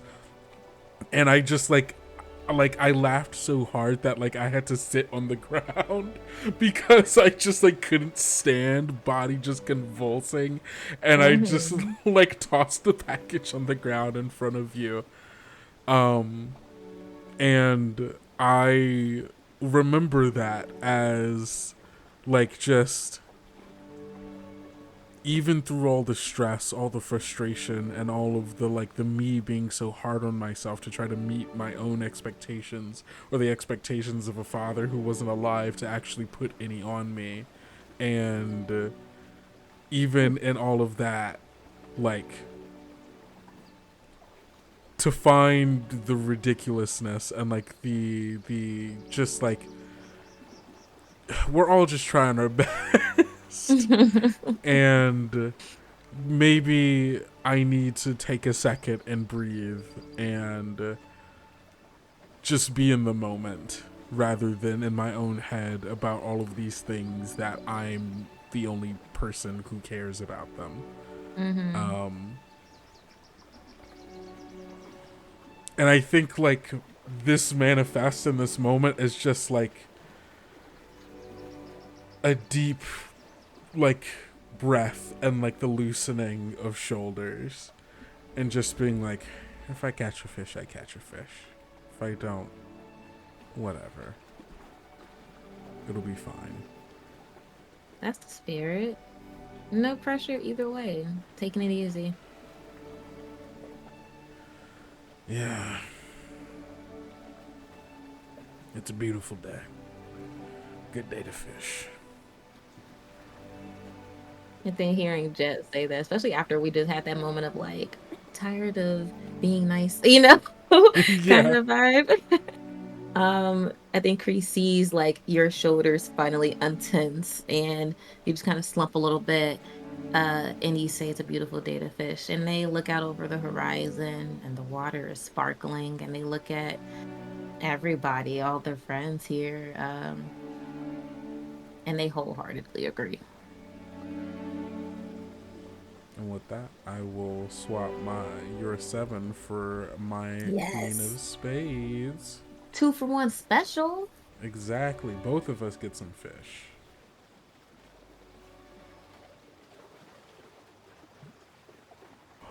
That's a 6. Yeah! Let's go. Let's go.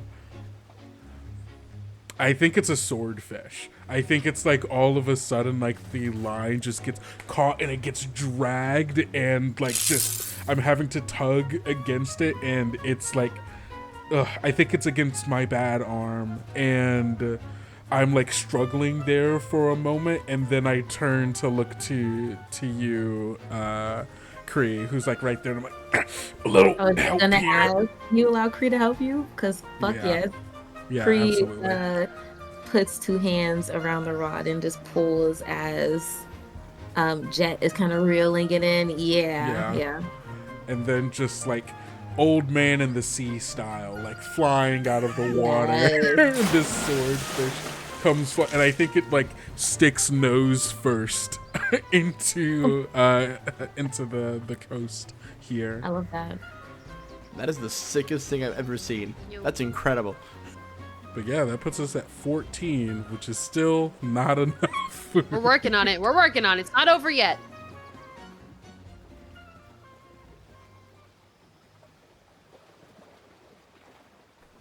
Okay, cool. I pulled another face card, King of Hearts. Okay, fuck yeah. Let's do a treasure moment. Min-maxing the game right now. Let's see. That's where we're at. That is absolutely where we're at. We need to eat. I think Pip has, like, low-key maybe always kind of been in that, not exactly like caretaker position, but in a spot where like Pip would show Khrie a skill, you know what I mean? And that's how they learned that. And I think they had never flown a ship before they joined the rebellion. And during like, the training arc, they were having a very hard time like understanding the various mechanisms of actually like piloting a ship. And I like to think that maybe one night they were up really late. They were studying like the manual. It's full of sticky notes and written from front to end of like various notes that Khrie has taken. And Pip kind of comes in and it's like, it'd be easy if you try to remember it X way instead of like Z way, Yeah. And I think trying that out, it just completely clicked for Khrie in that moment. And it was smooth sailing since then. And I think they're kind of like in between Pip and Jett right now. And Khrie looks at Pip with a soft smile, and says, "You know, do you remember that one night I was in the lounge. I was studying my ass off. Oh my gods. And you just came around that corner. You took one glance at my book, pointed out that error, said, 'Hey, try it this way.' I don't think I would have been half the pilot I was if it wasn't for that moment." Oh, shucks. Now that's really special. I mean, you know, I kind of just have this brain that just see things that works out. So I'm glad that I was able to help you in that way.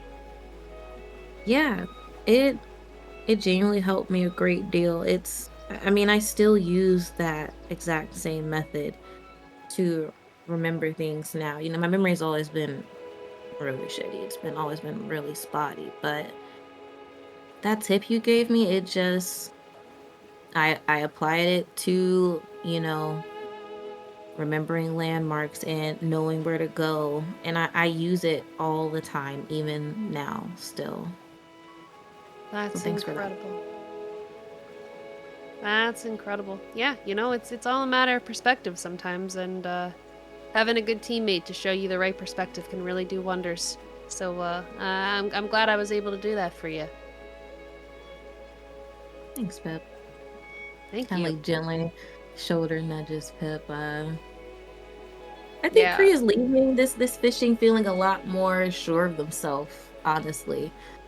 Like, I really thought I wasn't shit, but my friends believe in me, you know? They've given me, like, you know how you, like, logically know a thing is true, but until someone else can kind of shine a light on it and give you, like, tangible evidence of it, it doesn't still quite, like, click for you.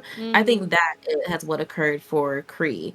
Like, clearly I'm a good pilot, right? I had a number of successful missions, but I never really felt that until this moment, and it sucks that, like, I'm feeling it now once it's all over, but you know, better late than never.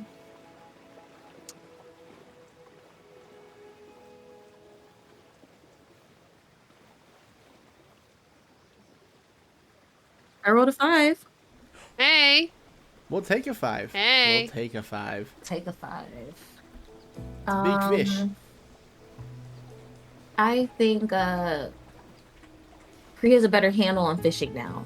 And when they pull this trout out of the water, they yell out, "Holy fucking trout!" And it just, they grab it. It's very, like, it's not as dramatic as the catfish, I will say. But they just reel it in nice and easy, looks at it, smiles, and tosses it in our fish bucket.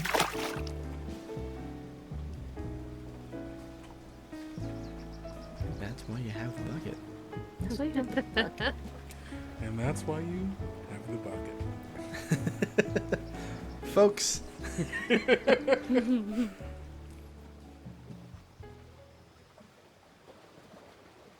All right, Rachel, let's see if we can get some fish. Yeah, I currently have I have the 3 clubs I need to do the fishing, but we gotta pull one card. See what we got. Diamonds. I have been pulling nothing but diamonds. All these diamonds finally showing up. So we're just gonna look at our left column. Describe a triumphant moment you had in the revolution.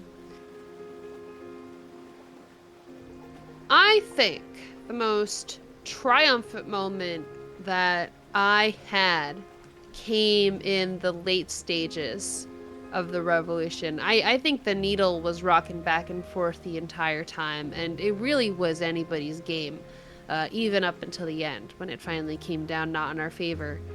But for Pip, I think it was when they found themselves at the right place at the right time. It was another undercover mission.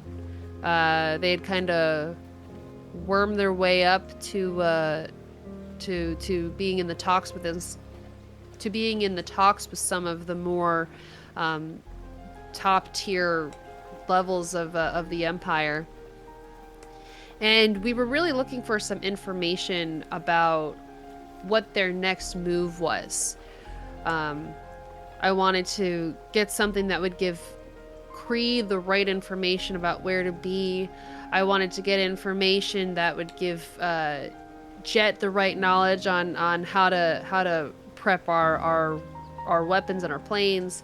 I wanted to give Mel the insider on what their weak points are, and I wanted to give Piston the right words to say to kind of fire everyone up and get us going in the right direction. And it was in that moment that the conversation got heated, and they just let something slip that was a little bigger than anything else I'd ever heard before.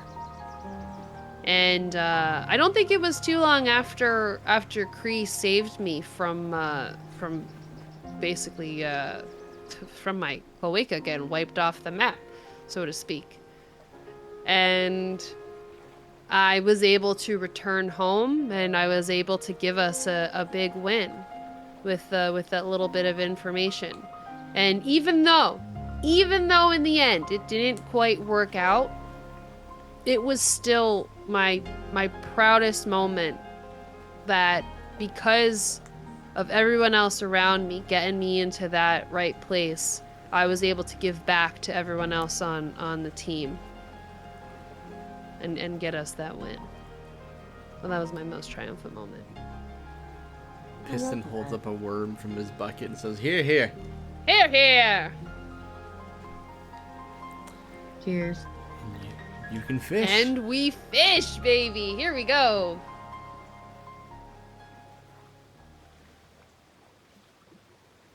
That's a 6, baby. All Let's right. go. Yeah. Check it. Puts us at 22. Oh, we're so close to being able to eat. So you catch a huge fish, Pip. I think yeah. As that story kind of winds down, the line pulls, yeah, Pip starts to reel it in. I think this is another one of those moments where it's clear that we need a little bit more arm power in pulling this fish in. So I'm kind of seeing a scene similar to the end of, I think, the first season of Sailor Moon, where everyone puts their hands on the rod at the same time and we pull together. And yeah, this giant fish, this holy trout, pulls out of the water and flies over the ground, landing on the pile of fish, majestically, water sparkling off its scales as the sun set, kind of the rays of the sunset land on the fish as it lands on the pile. And that, my friends, is how you catch a good one.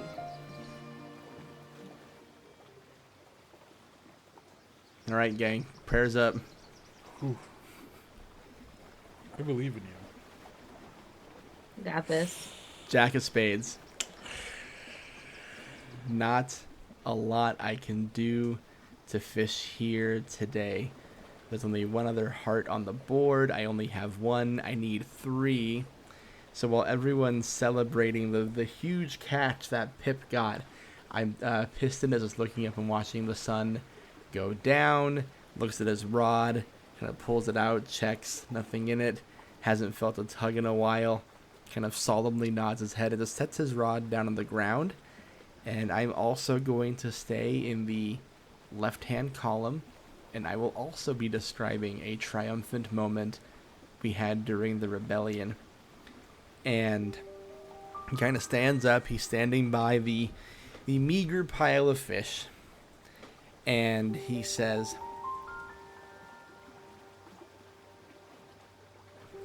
"This is a group that is not unaccustomed to coming so close and just missing out.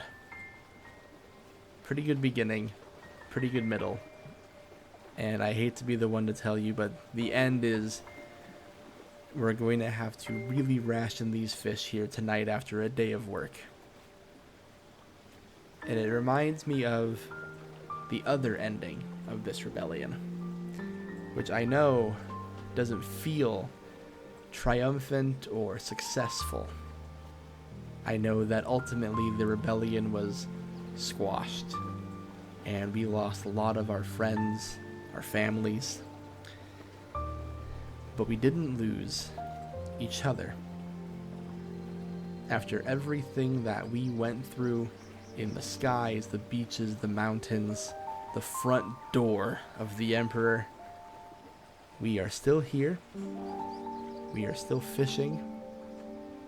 And there is a triumph in simply living your life in spite of opposition. We keep talking about how important even the little victories are. A victory can be as small as simply fishing with your friends today. It can be as little as getting to tomorrow, watching the sun set. These are the things the Empire will never be able to take from us. And because we're still here, the revolution, the things that inspire it, will still be here. And will go on. And there will be other birds who are bigger, smarter, faster, more advanced than us, who will figure it out and beat Tyrannus. But for today, the times are interesting, and we have fish to eat.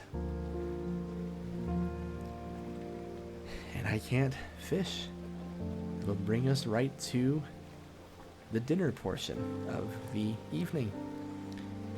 I am going to kind of take the lead on this one here, if you'll allow me, and say that as the quote-unquote leader of this dynamic, this group here, Piston passes out 5 fish each to each of you and takes 2 of the smaller ones for himself.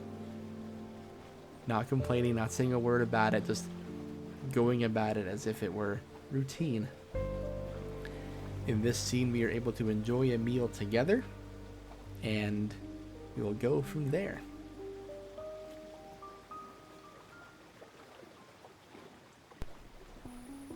I'm mostly going to eat my meal in silence, but at the first moment that you turn away, Piston, I'm going to swap out one of my fish for yours. And I'm going to gulp down the small fish before you have a chance to protest. I think he turns around to see it and then sees what you did and just kind of nods and says, I didn't think I was a good enough leader until today, so I'll take the compliment, thank you. I also ate like half the worms, so... You did. You did. I dropped the fish you gave me. I'm a pelican, so this goes right down my throat. I think Khrie is absolutely yapping about what? Who knows? Probably the stars, any and everything right now. But is happy to fill up the space, this warm area, and amazing company. I think they're just more chatty than normal. Chatting with a smile on their face. Just truly happy to be here, and have eased some of the internal fears that they've had but have not given a voice to.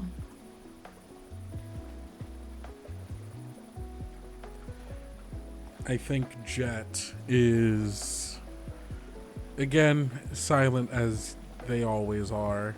And I think a little bit removed from where everybody else is kind of eating and sitting kind of by the sand, has gotten a stick and is drawing for the first time in a while schematics for how they would improve these fishing rods so they don't get tangled as much as his does.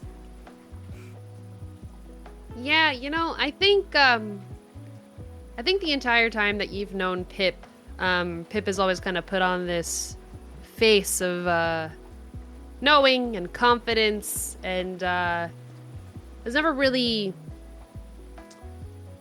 taken accountability for things, just always kind of believed in the best possible case, even if the best possible case wasn't always so great.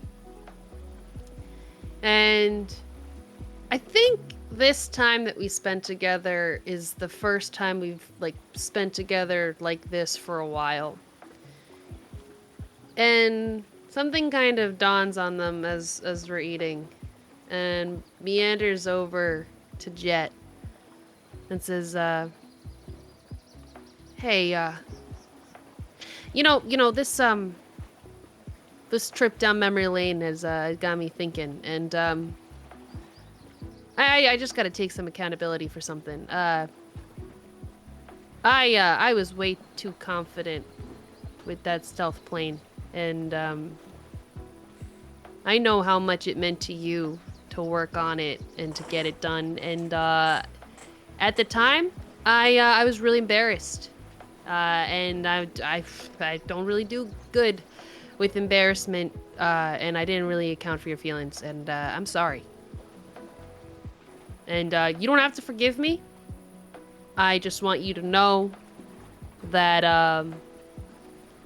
that it's eaten at me for all this time. And I know I'm never going to be able to pay you back for it, but I did appreciate your work.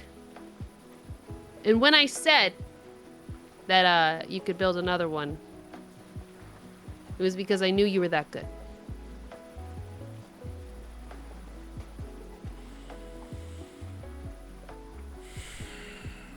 Thanks, Pip.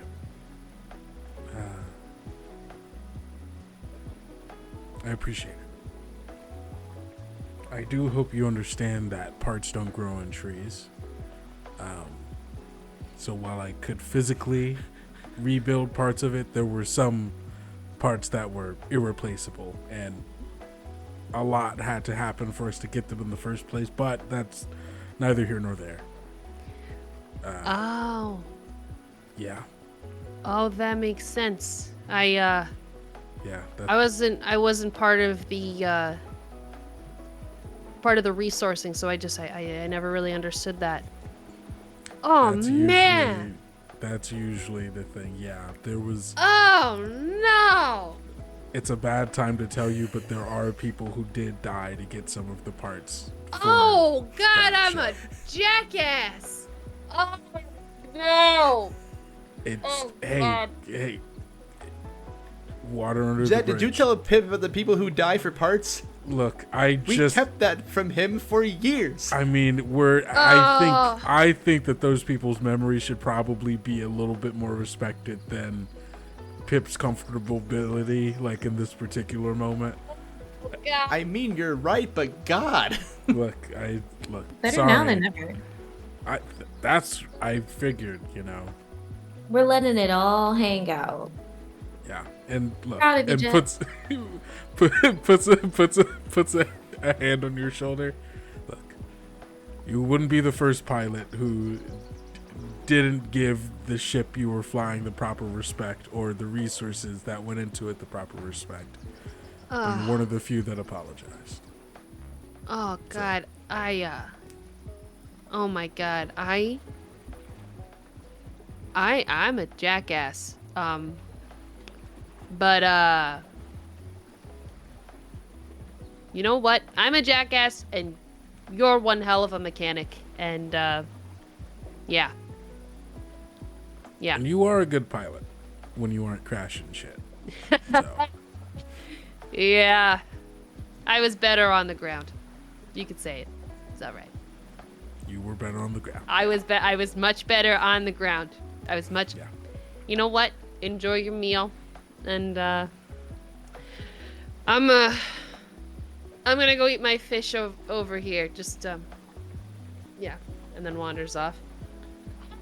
Why? God! Bitch! I'm gonna go pat his back for a few minutes. Yeah, sounds good. The 5 of us reminisce about old times, heal some old wounds, reopen some other ones, and heal them all over again. And we enjoy our meal together, a moment of solace in a white-hot climate. But if nothing else, we can say that we have lived in and are living in interesting times, and we still found some time to fish. And that is May You Fish in Interesting Times. Yes. Yes. Woo! How have I fallen in love with all of your characters? I so love these good. birds. Thank you all for playing. As we mentioned earlier, May You Fish in Interesting Times was created by W.H. Arthur. It rules. A link to the game is in the episode description. Go buy it, for crying out loud, why don't you? Thank you, everyone here, for playing today. I am sad to see the birds go, but I'm glad they got their arcs concluded. Jen, where can we find more of you? Well, hello friends, I have been Jen, your friendly local burb, but you know, that for this game, that's not all that special. I can be found in various places on the internet at JienBirb, that is JienBirb. If you cannot find me on a social media under that, then I am not on that social media. I am most active on Discord and Blue Sky. If you need me, I do performance, production, project management, a little bit of overlay design. Mostly I hang out with Grant over here at Game Master Monday, and I do things. For some reason, Grant puts up with me. Oh, I do more than put up with you. Kendo, where can we find more of you?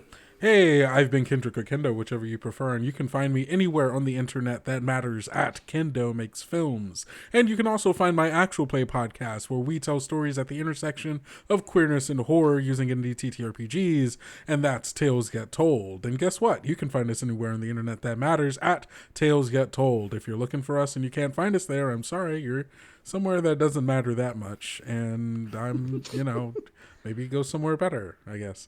And social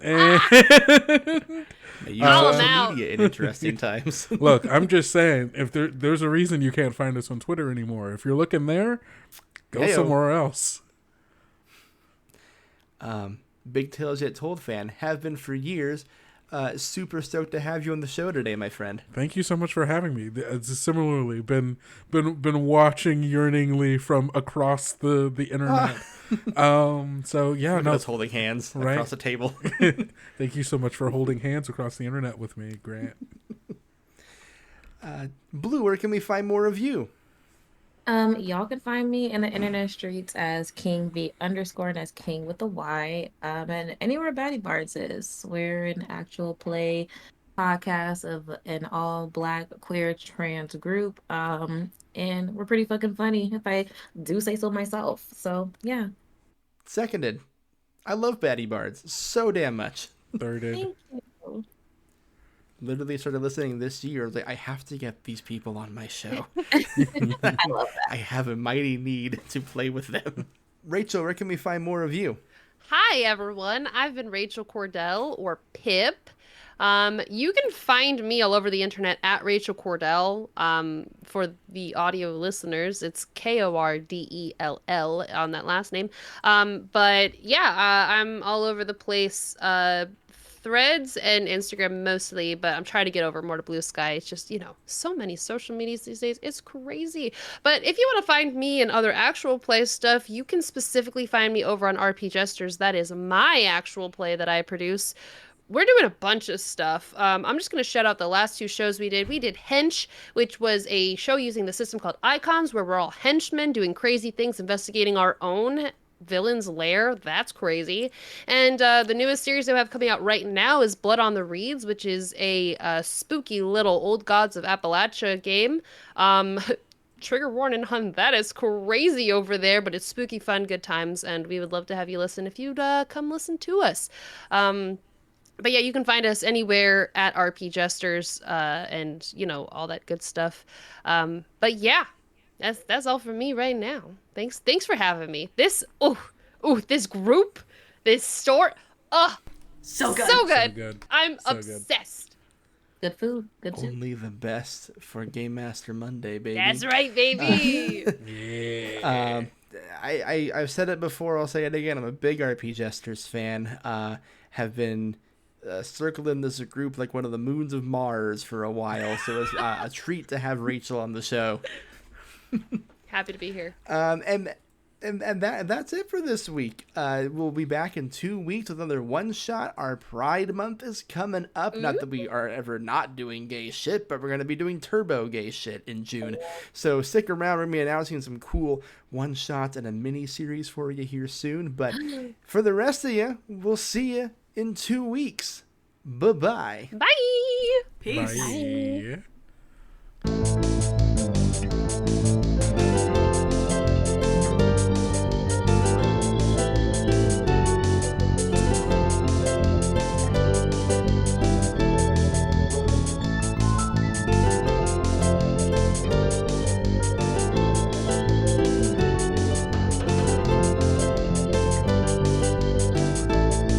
Where'd you get that hand?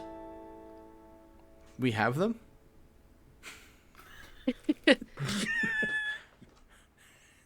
Oh, you mean this hand that's pulled out? I'm saying. Now, we've always had fingers.